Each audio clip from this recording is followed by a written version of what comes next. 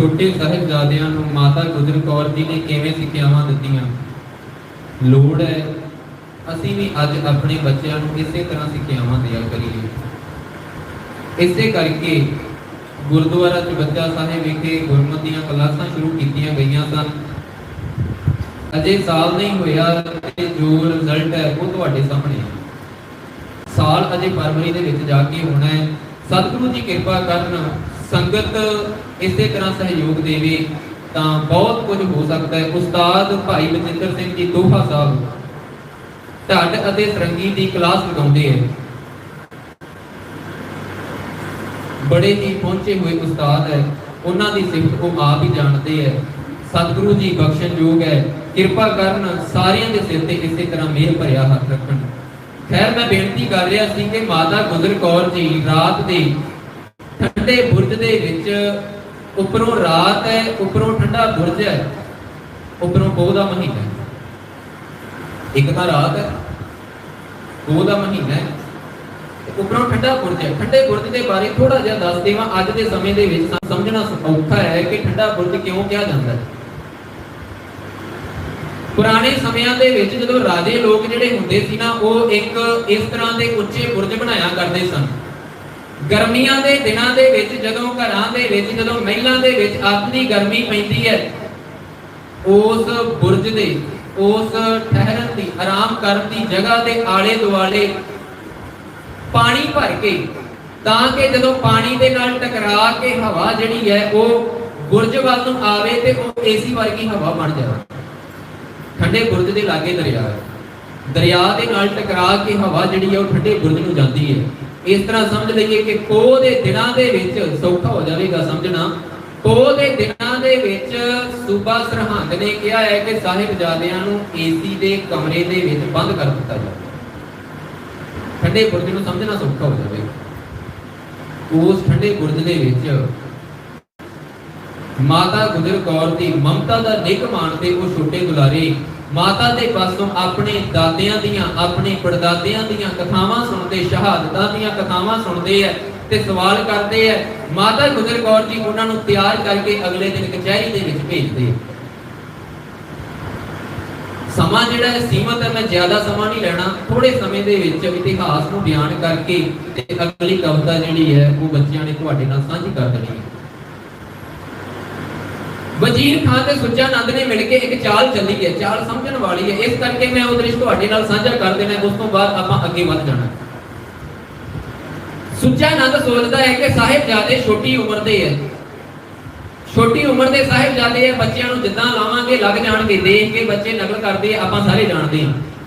ਜਿਸ ਤਰ੍ਹਾਂ ਦਾ ਕੰਮ ਅਸੀਂ ਕਰਾਂਗੇ ਬੱਚੇ ਉਸ ਤਰ੍ਹਾਂ ਦੀ ਨਕਲ ਕਰਨਗੇ। ਜੇ ਸਾਡੇ ਘਰਾਂ ਦੇ ਵਿੱਚ ਗੁਰਬਾਣੀ ਚੱਲੇਗੀ ਤੇ ਬੱਚੇ ਗੁਰਬਾਣੀ ਦੇ ਨਾਲ ਜੁੜਨਗੇ।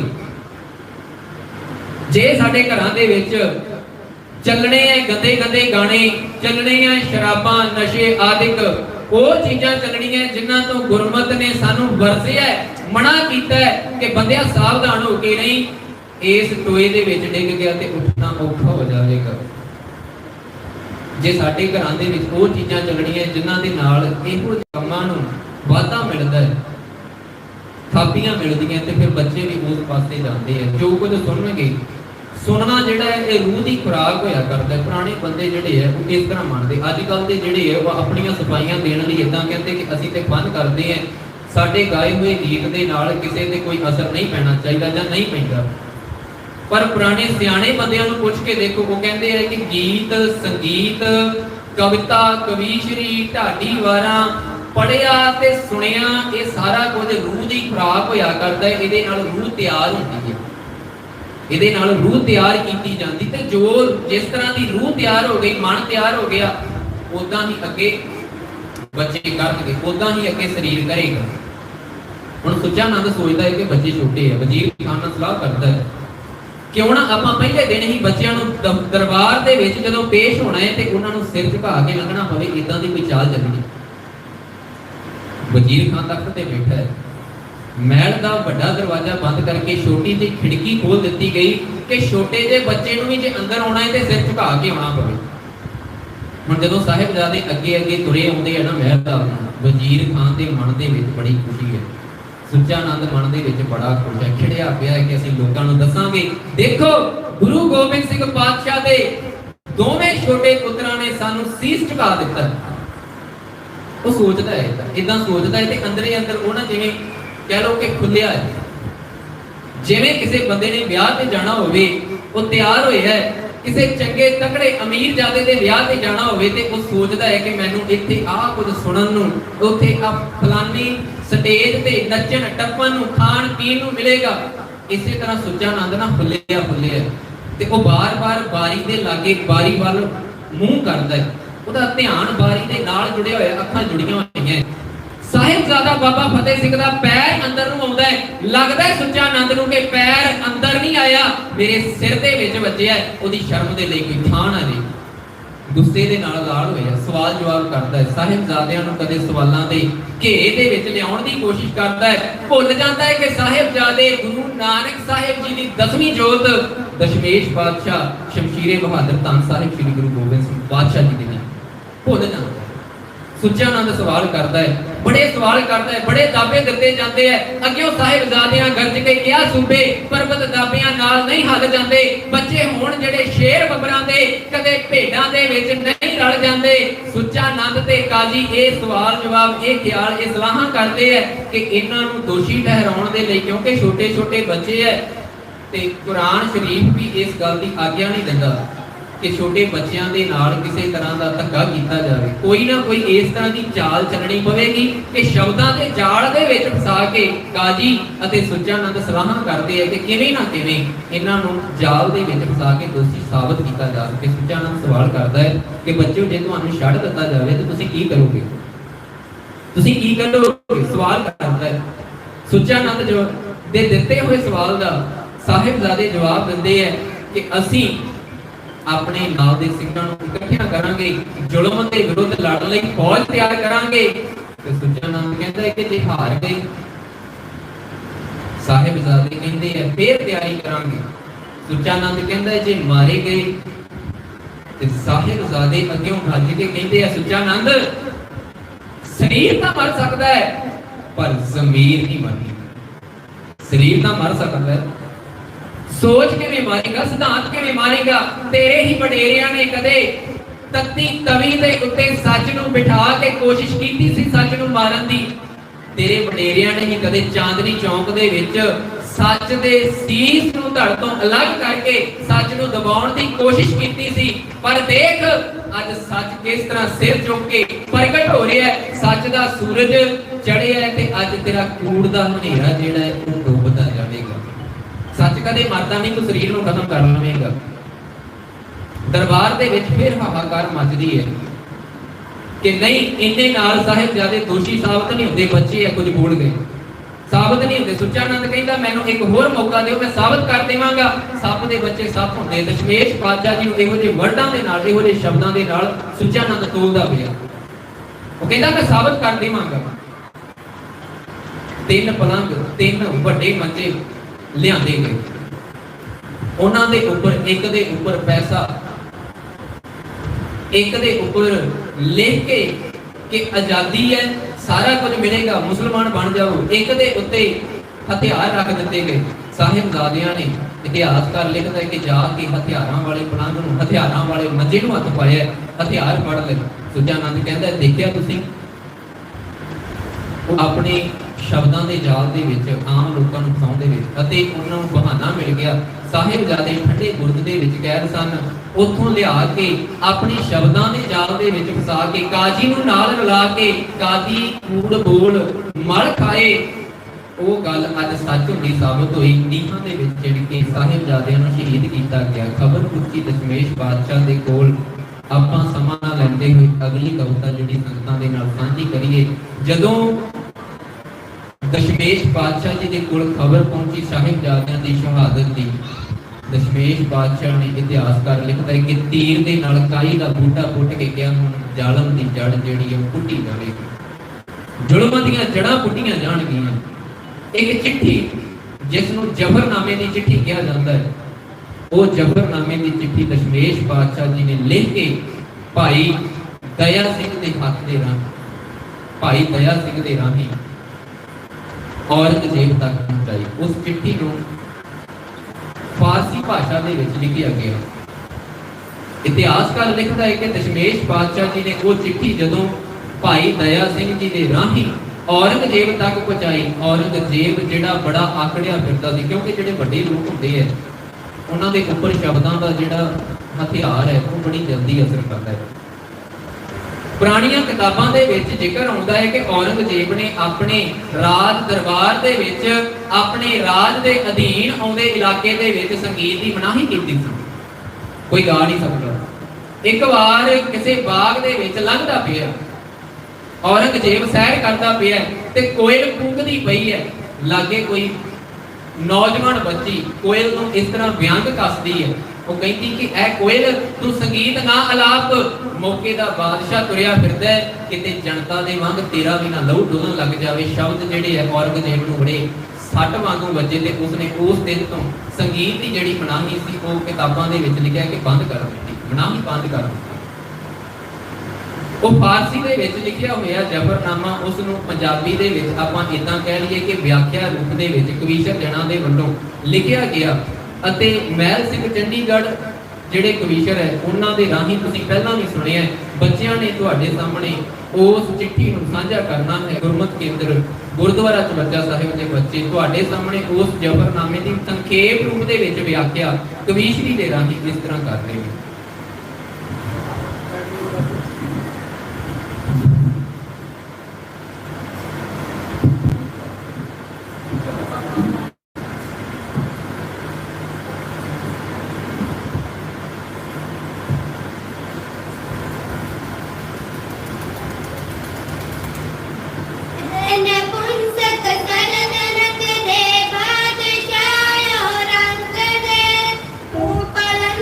Thank you.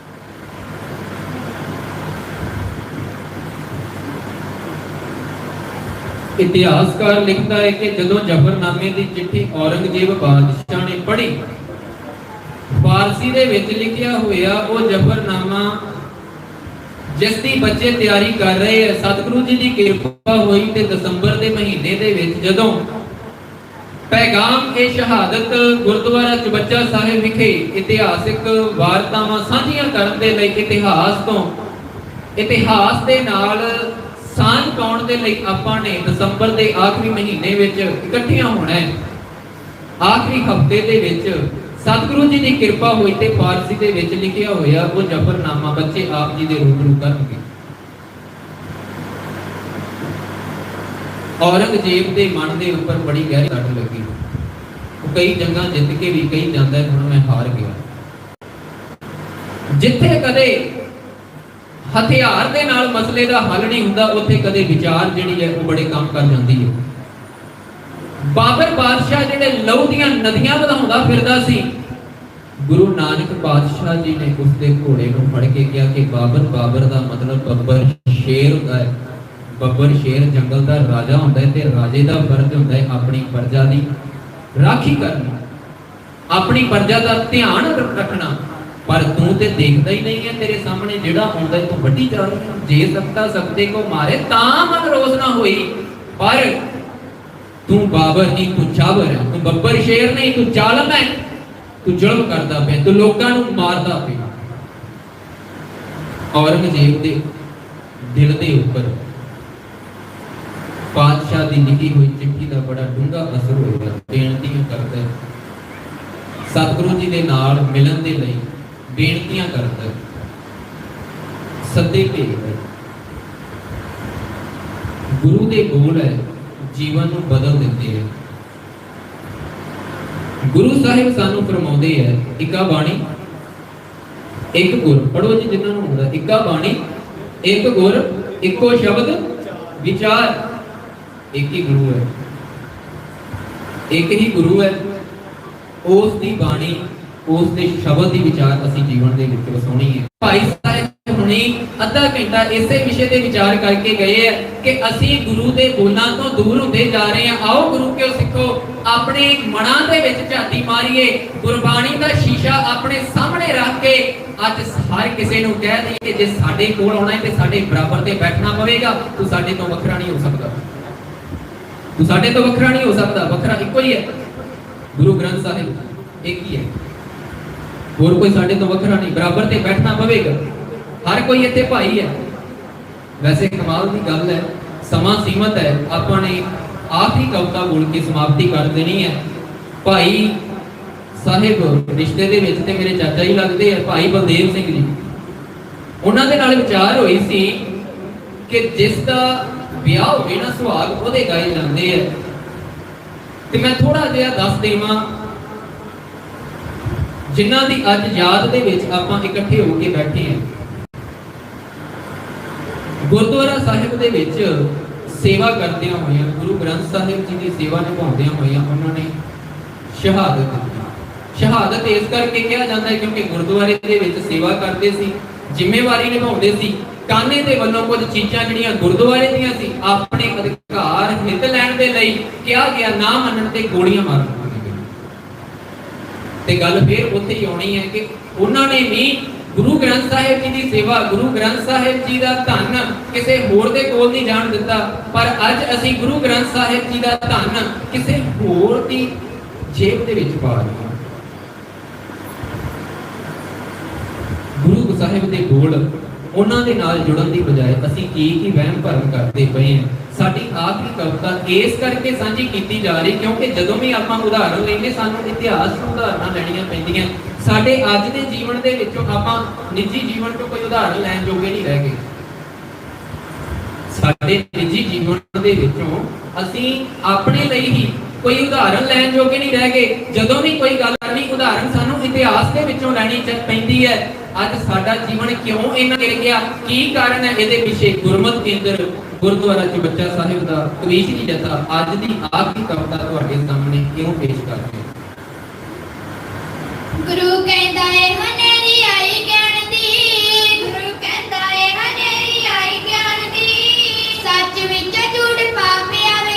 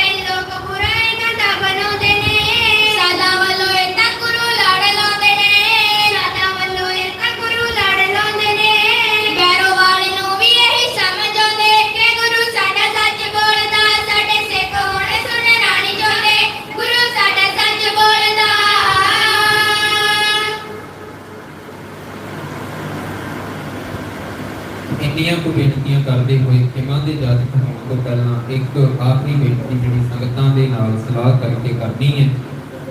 ਸੰਗਤਾਂ ਨੂੰ ਬੇਨਤੀ ਕਰਨੀ, ਕਿਉਂਕਿ ਜਦੋਂ ਵੀ ਆਪਾਂ ਇਹ ਸਹਿਜ ਪਾਠ ਆਰੰਭ ਕਰਦੇ ਹਾਂ ਤੇ ਹਰ ਵਾਰੀ ਇਹ ਦੇਖਿਆ ਜਾਂਦਾ ਹੈ ਕਿ ਜਦੋਂ ਆਰੰਭ ਕਰਨਾ ਕੋਲ ਕੋਈ ਵੀ ਨਹੀਂ ਹੁੰਦਾ ਤੇ ਜਿਹੜੇ ਰਿਸ਼ਤੇਦਾਰ ਹੈ ਉਹ ਵੀ ਇਸੇ ਗੱਲ ਦਾ ਗੁੱਸਾ ਮਨਾਉਂਦੇ, ਸਾਨੂੰ ਤੇ ਪਤਾ ਹੀ ਨਹੀਂ ਲੱਗਿਆ ਪਾਠ ਤੁਸੀਂ ਆਰੰਭ ਕਦੋਂ ਕੀਤਾ ਤੇ ਭੋਗ ਕਦੋਂ ਪਾਉਣਾ ਹੈ।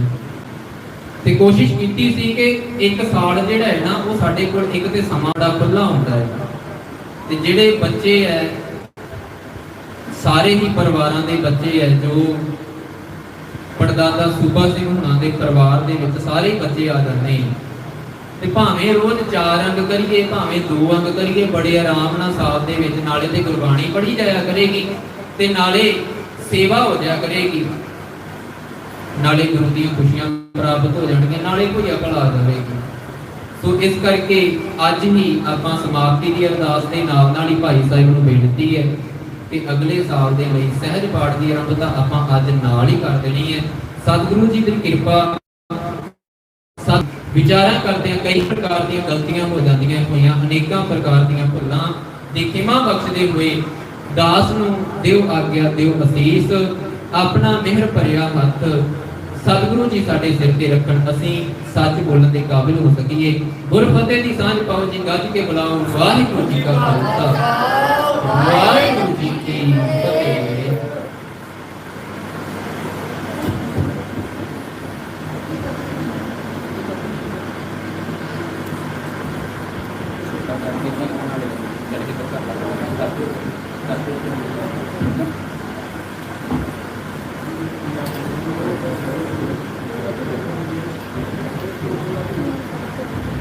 ਵਾਹਿਗੁਰੂ ਜੀ ਕਾ ਖਾਲਸਾ, ਵਾਹਿਗੁਰੂ ਜੀ ਕੀ ਫਤਿਹ।